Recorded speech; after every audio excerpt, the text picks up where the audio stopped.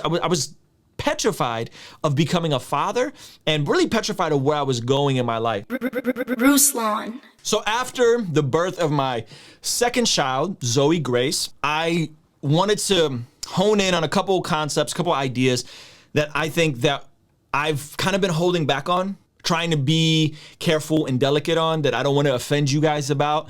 And now being on the other side of this, I want to speak more and press into what my brother Eugene Albert III would call subjective truth. There's certain objective truth about the universe, law, physics, gravity, right? There's objective truth about God. God is one. Jesus is God. God came down in the flesh. Those are objective truth, closed-handed doctrines. We don't debate these objective truths. But then there's subjective truth, which aren't really secondary issues. They're more like things that God reveals to you as you go through different seasons of life. And as I now am the dad of a girl, and this is now my second time having a child, I wanted to share and press into more of this subjective truth that I was considering and thinking about how much different the birth of Zoe was versus the birth of Levi. They're 6 years apart. We got married, we waited 6 years. We had Levi and we waited another 6 years.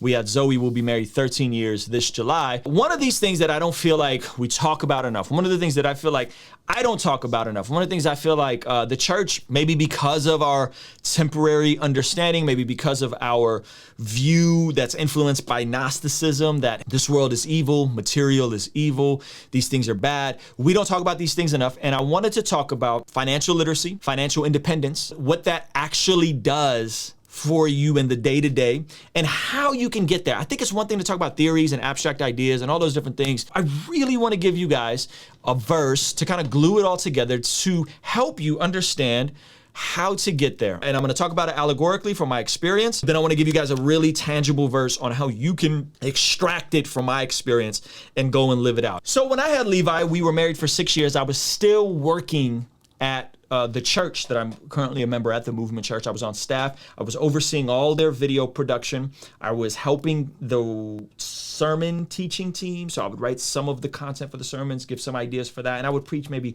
6 to 8 times a year from the Sunday morning platform. I was doing okay. We were doing okay. We were debt free. We had about 6 months of living expenses saved. My wife was still working a job, and we were going into our first child, not really knowing what to expect, but knowing in the back of my mind that I had to go back to work, and knowing that she may or may not have to go back to work. This was tough. There was some tension there, maybe not relationally for us, but definitely for me, knowing that this was in the middle of the holidays, and anybody that's ever been on staff at a church knows that the Christmas season is one of the busiest seasons of the church. So I got like maybe a week off and I had to jump back into going to work. Not because my employer was a terrible employer. It was just like, hey, this is what it is. We need you back, right? So we have Levi, and I remember bringing him home, holding him in my arms. He's like right around the same time as Zoe, just little guy, and just weeping and crying because I just felt so inadequate. I had felt so ill-prepared. I didn't have the best relationship with my father. I didn't have the most useful skill set. I was still learning. I wasn't sure what I wanted to do with my life. I was at this crossroads of either I'm going to stay in vocational ministry and be on staff at a church, or I'm going to give this music entrepreneurship a shot. And I was just such a mess emotionally. And it wasn't like I was, wilding out or anything like that. I mean, we were married, on staff at a church, but I knew that I wasn't in the season where I wanted to be. I wasn't in the place where I wanted to be. Now, we had spent the last couple years getting out of debt. It took us 18 months to pay off $45,000 in debt, working like $18, $19 an hour jobs. My wife was making $18 an hour and I was working $11 an hour, working with adults with developmental disabilities. And I got a gas stipend. And I remember that gas stipend was like, wow, this is crazy. This is extra money. So here I am working. We paid off all of our debt. That positioned us to go on staff at the church.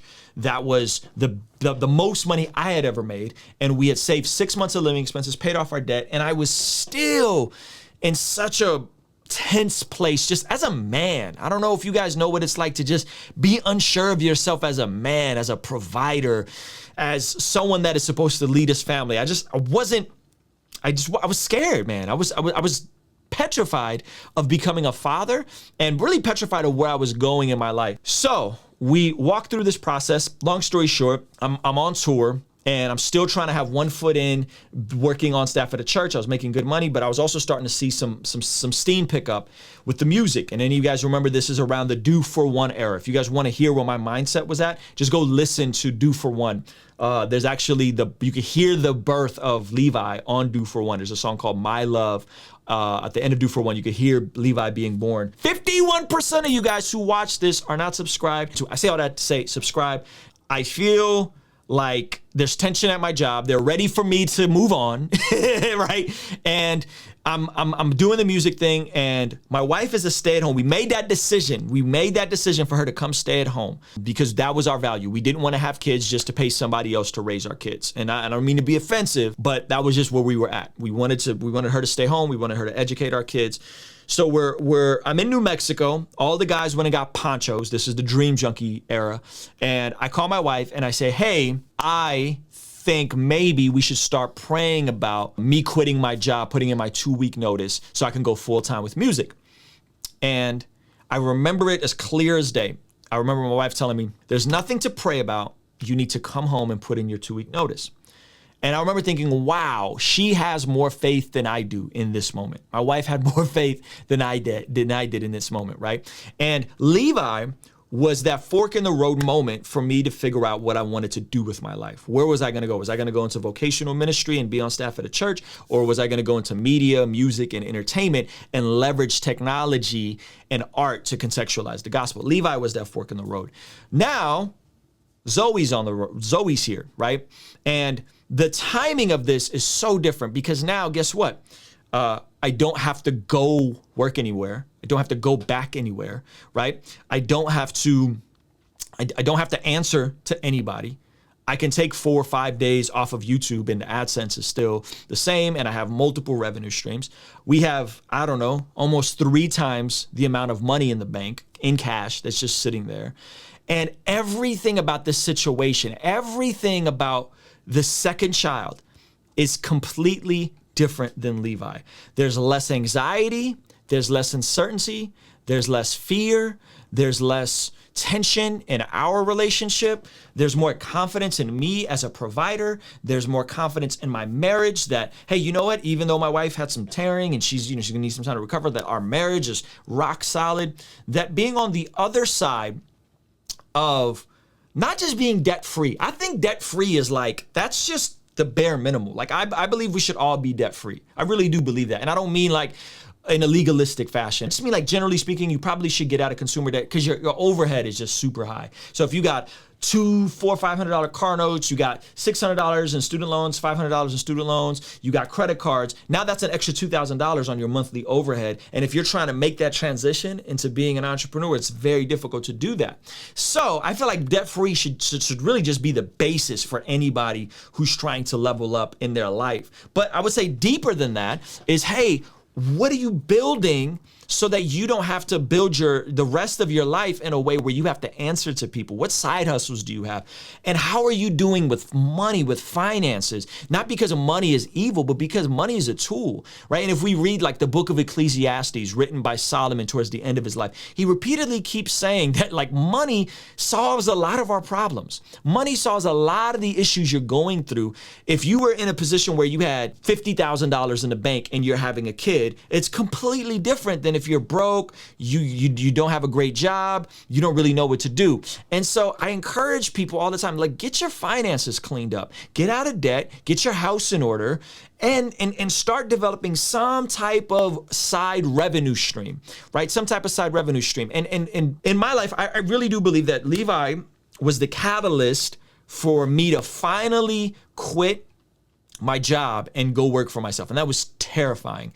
And it was unstable for a lot of years. You talk about paycheck to paycheck, there's less stability when you're an entrepreneur, but we made it. And about 4 or 5 years later, now it's finally starting to flourish where we're talking multiple 6 figures. If you guys want to know exactly how much I make, you can go watch, there's a video on it on Patreon where I walk through with Jason Mayfield. It was a private one-on-one session, but I walked through all the numbers, how much I generate. It's amazing being on the other side of having built something up. that I believe that Levi was the catalyst to me going full-time with music, but I believe Zoe Grace, which her Zoe Grace means life grace, life gift. I believe Zoe Grace is going to be the thing that helps me scale to 7 figures. I believe she's going to be that fork in the road that helps me scale to 7 figures. And I'm not ashamed to say that because I know exactly what my plan is. And so I want to read this verse to you guys. I'm saying a lot of abstract ideas. I'd say, hey, the floor, clean up your finances, get out of debt. Just clean that up. Baby Steps by Dave Ramsey, $1,000 emergency fund, maybe beef that up a little bit, debt snowball your debts, get on a written budget every single month. That's the floor. But how do we get there? And I want to share this verse with you. I've been really thinking about this, and this is applicable to me. I grew up shoplifting. I grew up being a thief. I grew up breaking into homes. You could go watch my Exposed series. But I want to show you guys this verse because I feel like this was for me. This is Ephesians chapter 4. Verse 28, it says, anyone who has been stealing must steal no longer, but must work, doing something useful with their own hands. Whoo! That they may have something to share with those in need. Oh my gosh. This verse, anyone who has been stealing, that was me.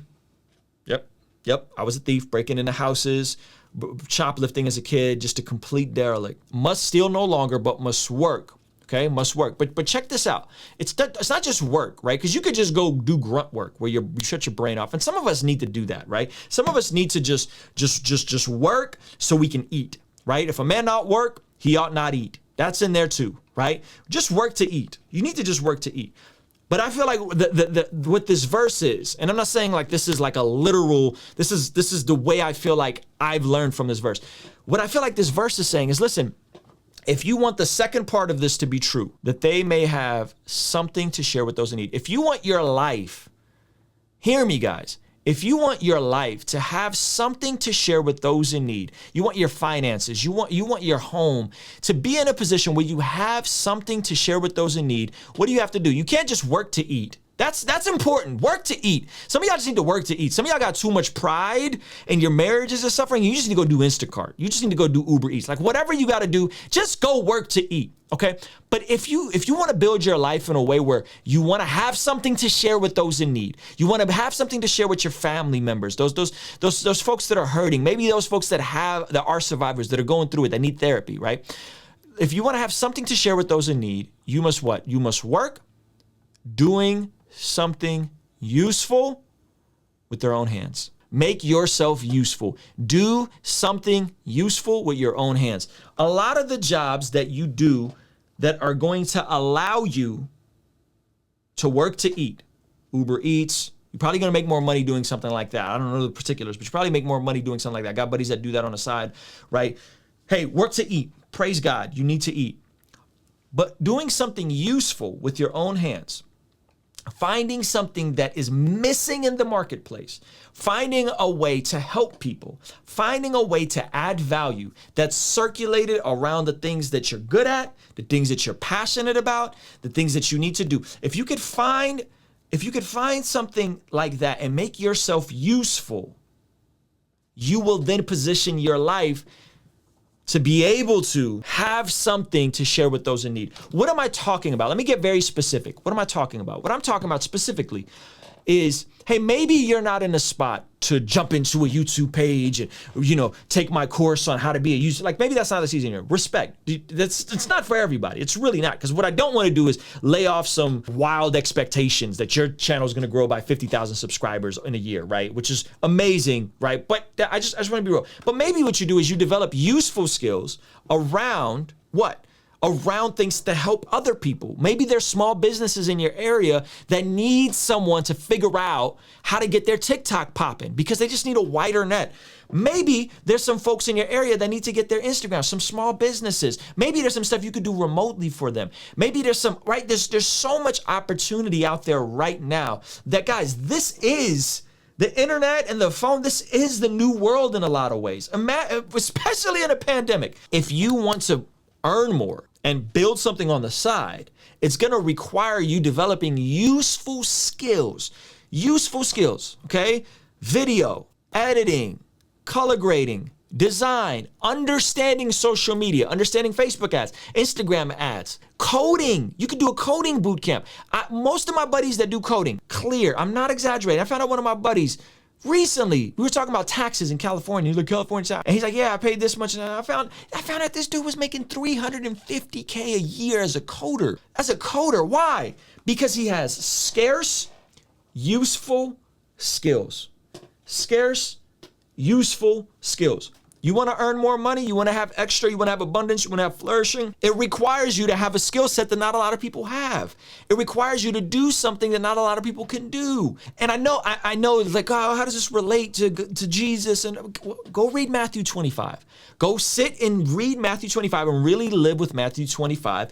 And we see Jesus talking about the parable of the talents and how, hey, one servant buried his, one doubled up, another doubled up, right? And they were praised for doubling up with what God had given them.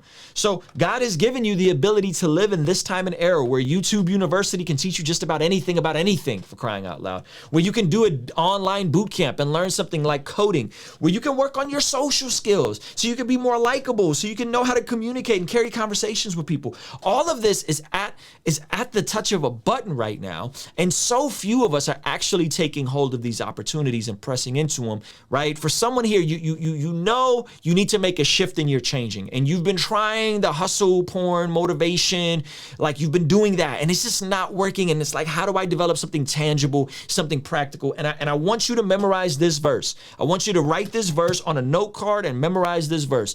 Must work.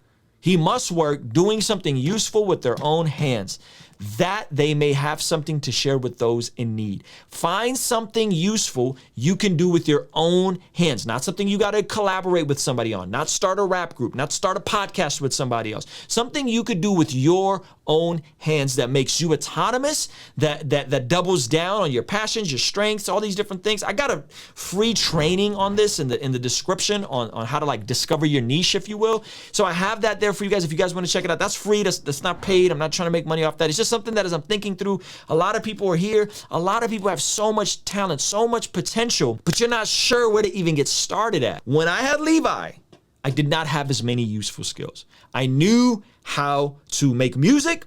I knew how to mix music. And I had a job at the YMCA doing that. And then guess what? 2008 hit. I was making relatively good money, 30 hours a week, doing music in a studio, right? And then 2008 hit, boom, hours got cut. I was broke, newlywed. And then I said, what do I got to do? So guess what? I had to work to eat. Your boy went and worked with adults with developmental disabilities. It was a super fun job, actually. Believe it or not, super fun, super fulfilling job. And then I did that and I developed more useful skills. I started learning cameras. I started learning how to edit video. I finessed that. Me and my buddy Daniel finessed those useful skills. We shot a mock video announcement for our church. Daniel was the youth pastor at the time. Daniel Golding's one of my best friends. I see him every morning. We work out together. We finessed a video announcement and we presented it to the church, and the church hired me to do the video announcements, and that got my foot in the door to be on the teaching team, and I was able to teach 6 to 8 times a year. And then I took over all the broadcasting. All the broadcasting, and I learned about video switchers. This is a video switcher. You see how God works? You see how God works? I had a set of useful skills with music. Those were no longer scarce anymore. Those weren't needed anymore. So what did I do? I had to double down. I talent stacked. I skills stacked. I took my skills with editing and mixing music, and I shifted, I pivoted, and I went into learning how to edit video, and then I went from video to broadcasting. And now, guys, I developed an entire new way of making YouTube videos. That's why I make like 3, 4, 5 videos a day, and it wouldn't have happened if it wasn't for the '08 recession. And check this out. Zoe Grace wouldn't be here if it wasn't for the pandemic.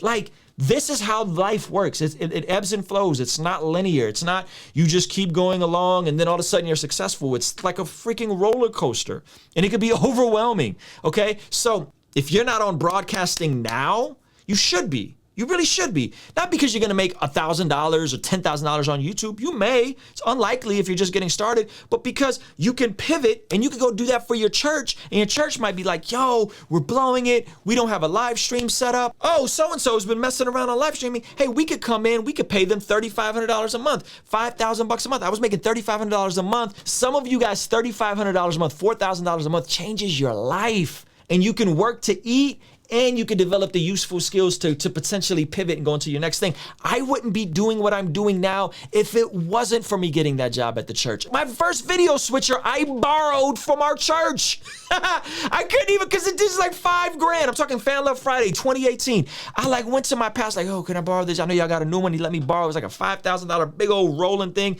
Now these things are super tiny. And I wouldn't be doing any of this if I wasn't willing to skill stack, if I wasn't willing to step out of my comfort zone. And now I look up decades later. The stuff isn't overnight, by the way. I'm just giving you guys what worked for me. This is, remember, subjective truth. Subjective truth to financial literacy. Useful, scarce skills. My YouTube, and I'm not trying to flex. I'm not trying to flex. I'm trying to give you guys just imagination for what is possible. My YouTube revenue, AdSense on YouTube alone is 6 figures. Just YouTube is 6 figures a year. Okay, not 6 figures a month. That's that me, Kevin money. 6 figures a month on YouTube would be crazy. That's not counting all the other revenue streams I have. That's not counting Patreon. That's not counting merchandise when we do merch. That's not counting Music Bed and the money I make off of Spotify, Apple Music, and sync licenses, okay?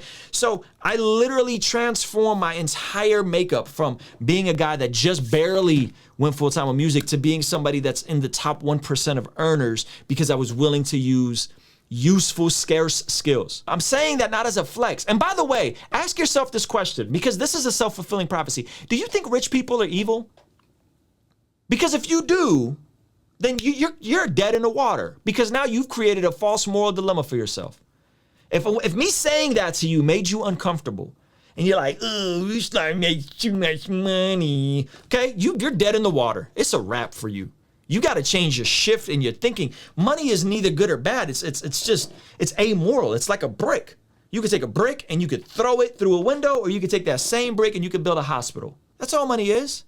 So what useful, and by the way, the sooner you start on this, the sooner you start using these useful, scarce skills and developing, always being a learner and always being somebody that could develop new skills, double down, do these different things. The sooner you can do that, guys, the more this will be a habitual thing in your life. I'm always looking to learn new things. I'm always looking to immerse myself in new information. I'm always looking to pivot. I'm always studying. Tomorrow, I'm starting a series on different YouTubers and influencers and how their views are incompatible with the Christian worldview and which parts of their views are compatible with the Christian worldview. So I'm going to be doing a thing on Kevin Samuels and his interview with No Jumper, and I'm going to be juxtaposing some of his views. I'm always learning. I'm always immersing myself. I'm always doubling down. I'm about to shift from OBS to Ecamm Live. I'm redoing my setup, always tweaking and tinkering my setup. So as a floor man, get gazelle intense, get debt free.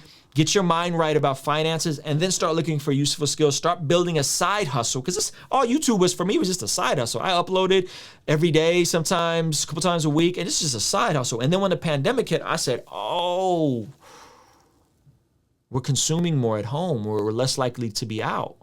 I had this idea of this format. You guys could ask my buddy Conscious Hip Hop. He was here last February. I said, I'm gonna do this idea. I'm gonna react to current events. I'm gonna go live, and then I'm gonna chop up the videos live in a YouTube editor. Flood YouTube with multiple videos a day. I said, this is gonna be the thing that separates me from every other YouTuber. That's why we're doing that course, right? And so hopefully this is helpful. Hopefully this is encouraging. I'm not trying to just flex for the sake of flexing. I'm not trying to be that guy. These things are much easier when you have a nice nest egg in a bank, when you don't have to answer to anybody and you don't have to go back to work, when your wife doesn't have to go back to work in 12 weeks and you got to pay somebody to raise your kid. Because I want you to really think through how you want your life to be.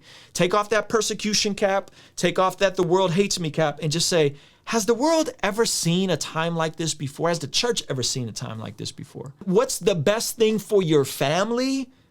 And what's the best thing for furthering the gospel? And what's the best thing for your finances? Actually all one and the same. If we have a generation of stable, loving, patient, kind, financially literate Christians, we lead the charge on that. As Christians, as believers, we have the proper framework of what is that objective, close-handed truth that we don't debate. And we also have subjective truth that we've learned and we've watched others and we've learned from, like, learn from my mistakes. You ain't got to get here at 36, you can get here at 26. Extract the principles. Some of you guys are just supposed to be coders. Like, you're literally supposed to take a coding boot camp. Your brain is wired that way. Like, I'm not a coding type. Your brain is wired that way. And you're just going to be a behind the scenes guy, but in 5 years, you're going to be making $300K a year. You're going to be making $300K a year. You're going to be giving a freakish amount of money away to your local churches. You're going to be in a position where your wife and your children never have to worry about a thing. And you're going to be able to, when God tells you to give somebody some money, that you may have something to share with those in need, you're going to be able to be like, yeah, yes, Lord, open hand. It's not my money anyway. It's not a prosperity gospel, fam. That's not. Prosperity gospel says, put your faith in God and God's going to rain down heaven and rain down manna and feed you like you're a little bird. And you're just going to be like, little bird. God's just going to feed you. That's not what I'm talking about. I'm talking about transforming and becoming the type of person that has useful skills, that is kind, that is generous, that is loving, that is compassionate, that is willing to lay down his life for his wife, lay down his dreams for the sake of his family, right? Lay down his life for the sake of Jesus. So hopefully this is helpful. Kingstream Entertainment. Ruslan. Kingstream Entertainment. Joshua the king came down and bore it all. Yeah, conversations front of the fireplace. All of my mistakes, how do I erase? Wanna operate at a higher pace. Birth pains causing the body to dilate. On a first name basis with the word